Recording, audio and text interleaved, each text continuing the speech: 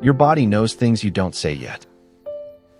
It knows that something is missing, even if your head says, "I can do this. I am strong. I keep going." Your body doesn't keep going. It stops, and sometimes it stops with force.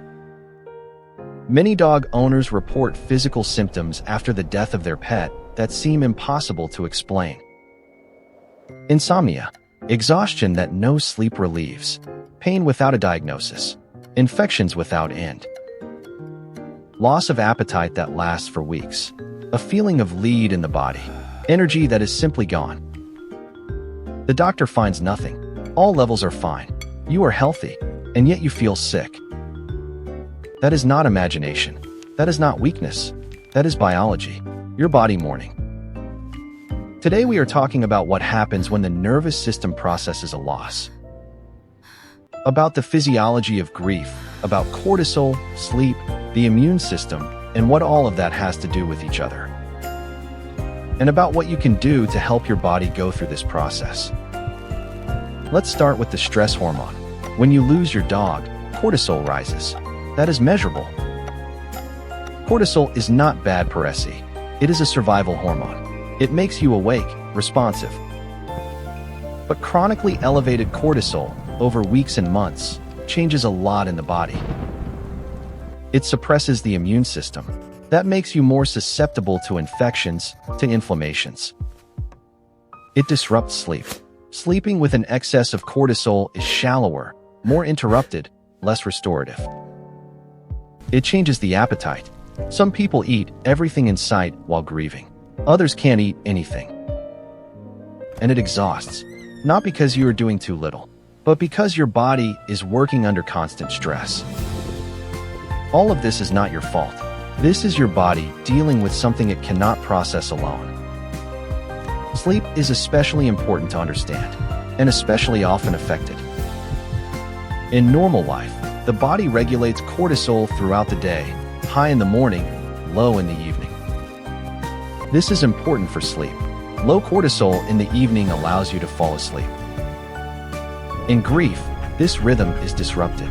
Cortisol stays elevated even in the evening. The body stays awake. You lie in bed and can't sleep, even though you are exhausted. That is cortisol holding the door. And then, when you do sleep, the sleep is different. Less deep sleep, more waking up. More dreams, often intense, confusing dreams, sometimes about him, sometimes completely different things. This is your brain trying to process in your sleep what is too big while awake. And you wake up more exhausted than when you fell asleep. Many know this. This is real. Now to something that particularly confuses many people, the immune system in grief. Studies clearly show grieving people have an altered immune response. The immune system works differently. Natural killer cells, important for defense, are less active. Inflammatory markers rise. This means you are more susceptible to illness during the grieving process, not because you are weak, but because your immune system is currently using a large part of its capacity differently. It is not fighting outside against germs. It is fighting inside against the stress of the loss. That sounds dramatic, but it is not dramatic. It is normal. It is biology in action. It explains why so many people get sick after the death of a loved one. Not psychosomatic in the sense that it is only in their head, but truly physical. Truly measurable, truly verifiable, truly real, not imagined, really. There is something else that is less known, the effects on the heart. Broken heart syndrome, medically, Takotsubo cardiomyopathy, triggered by acute emotional stress. It is rare with dog grief, but it exists. The heart reacts to extreme emotional pain. Not as a metaphor, as a physiological event. The heart temporarily changes its pumping function. This shows the connection between emotion and body is not poetic. It is anatomical. Your body takes in every emotional pain and processes it physically. That is its job. And sometimes this job is so big that the body says, I need time. I need help. So what can you do? What helps the body through this process? First, sleep. Even if it is bad, the time in bed is important. Routine helps. Even bad sleep is better than no sleep. Stick to fixed times, even if you have to force yourself. Second, eating. Even if you have no appetite, the body needs fuel to get through grief. Simple meals. Warm, if possible. Regularly. That is not luxury. That is treatment. Third, movement. Even a little, even slowly. Walking measurably lowers cortisol. Many dog owners say this is the hardest thing. Walking outside, without him, the path they always walk together. But this path is still important for your body, even if it is harder without him. Fourth, connection. With other people, with nature, with what is alive. The social attachment system is closely linked to the immune system. Isolation weakens it. Connection strengthens it. Fifth, patience. With your body. It is doing something huge right now. It is processing a loss. It deserves your patience just as much as you deserve patience when you are sad. Treat your body right now like a good friend who is sick. Gently, caringly, without pressure. Your body is carrying what you carry right now, together with you. It is not an opponent. It is your ally. And if the physical symptoms last very long, more than a few weeks, please seek support. A doctor who takes grief seriously. A therapist who understands what animal loss means. You don't have to fight through this alone. Your body is strong, but sometimes it needs help. Tell us, how has your body reacted? Insomnia, exhaustion, infections? We read everything. Your body always knew what it loved, and now it shows what this loss weighs. That is not weak. That is human. That is the body reflecting the soul. And that is one of the oldest and deepest things we know about being human. But back to what I want to tell you today, before we dive further into science. You loved your dog, with your whole body, not just with your heart. You felt him, his warmth, his weight, the rhythm of his breath next to you. Your body knew him just as well as your heart did, and it misses him just as much. So if you feel physical symptoms, it is not imagination. It is your body saying, something is missing, there was something real, and now it is gone. And I feel the absence, in my muscles, in my sleep, in my energy. Your body is mourning with you. It is not doing it wrong. It is doing it completely. The connection between dog owner and dog is biologically anchored, not just emotionally.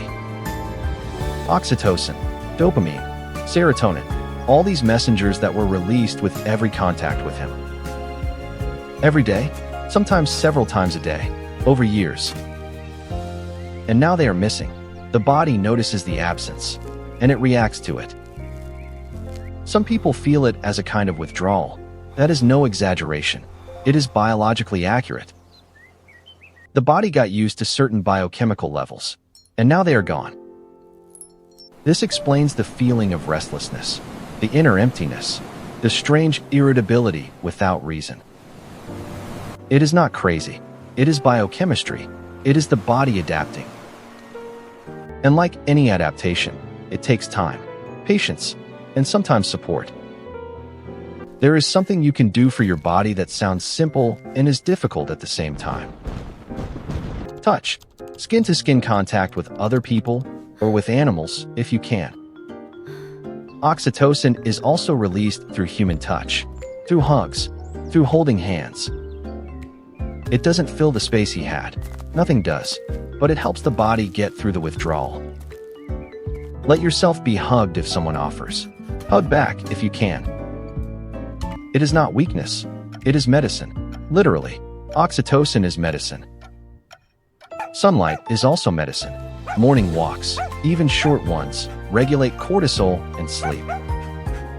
Water, warm meals, small rituals that give the body structure. All of this sounds banal next to the pain. I know that, but the body needs it anyway. It needs care, especially when the soul takes the most. And one more thing, if you seek comfort in a new animal whenever that is right for you. The body knows how to love. It learned it, and it can do it again. Not as a replacement, not as forgetting, but as a new connection, as a new life. Your body is ready when you are, without a schedule, without pressure, at your own pace. And until then, take care of it. It is taking care of you, even if it is at its limit right now. Tell us in the comments, what helped your body the most in grief? Every contribution could help someone who is right in the middle of it, because you are not alone. Your body knows the answer. Sometimes we just have to stop ignoring it and start listening to it. Until next time, take care of yourself, your head, your heart, and especially your body. Your body knows when it was loved, and it knows when that love is missing. It shows you with every symptom, with every sleepless night, with every exhaustion. That is not the enemy. That is the truth, the physical truth of a deep connection. And you still carry this connection in every pull of your muscles, in your heartbeat. He was a part of you, biologically, chemically, neurally, not just emotionally. And this part needs time to recalibrate. That is not a weakness. That is the deepest form of loyalty a body can show. Thank you for being here today. I see you, and I see what you carry. Take care. You deserve it, just as much as you took care of him. Goodbye for today. See you soon. He loved you, until the very last second, and your body still knows that.